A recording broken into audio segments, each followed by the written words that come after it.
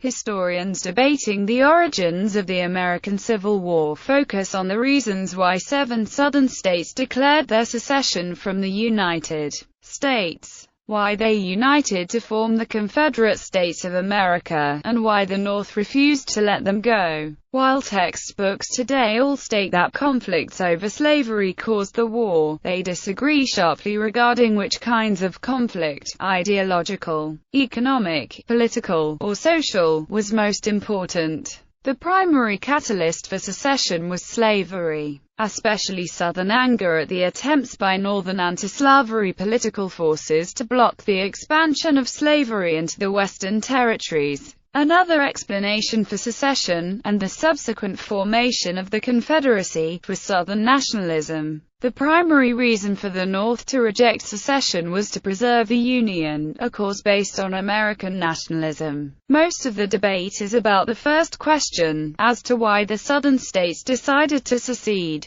Abraham Lincoln won the 1860 presidential election without being on the ballot in 10 of the Southern states. His victory triggered declarations of secession by 7 slave states of the Deep South, whose economies were all based on cotton cultivated using slave labor. They formed the Confederate States of America before Lincoln took office. Nationalists refused to recognize the declarations of secession. No foreign country's government ever recognized the Confederacy. The U.S. government under President James Buchanan refused to relinquish its forts that were in territory claimed by the Confederacy. The war itself began on April 12, 1861, when Confederate forces bombarded Fort Sumter, a major U.S. fortress in the harbor of Charleston, South Carolina. As a panel of historians emphasized in 2011, while slavery and its various and multifaceted discontents were the primary cause of disunion, it was disunion itself that sparked the war. Pulitzer Prize-winning author David Potter wrote, "The problem for Americans who, in the age of Lincoln, wanted slaves to be free was not simply that Southerners wanted the opposite, but that they themselves cherished a conflicting value. They wanted the Constitution, which protected slavery, to be honored, and the Union, which had fellowship with slaveholders, to be preserved.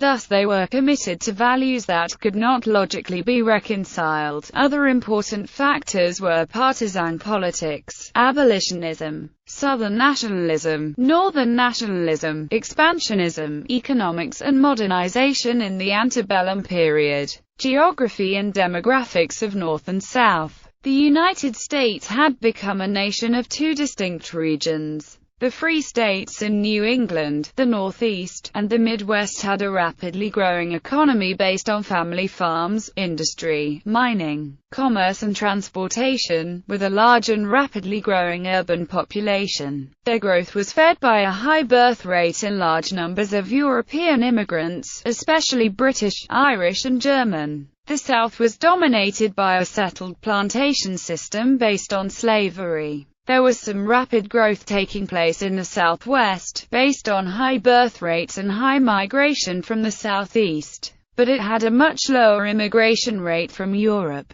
The heavily rural South had few cities of any size, and little manufacturing except in border areas. Slave owners controlled politics and economics. Although about 75% of Southern white families owned no slaves and usually were engaged in subsistence agriculture, overall, the Northern population was growing much more quickly than the Southern population, which made it increasingly difficult for the South to continue to influence the national government. By the time of the 1860 election, the heavily agricultural Southern states as a group had fewer electoral college votes than the rapidly industrializing Northern states. Lincoln was able to win the 1860 presidential election without even being on the ballot in 10 Southern states. Southerners felt a loss of federal concern for Southern pro-slavery political demands, and the continued domination of the federal government was threatened. This political calculus provided a very real basis for Southerners' worry about the relative political decline of their region due to the North growing much faster in terms of population and industrial output.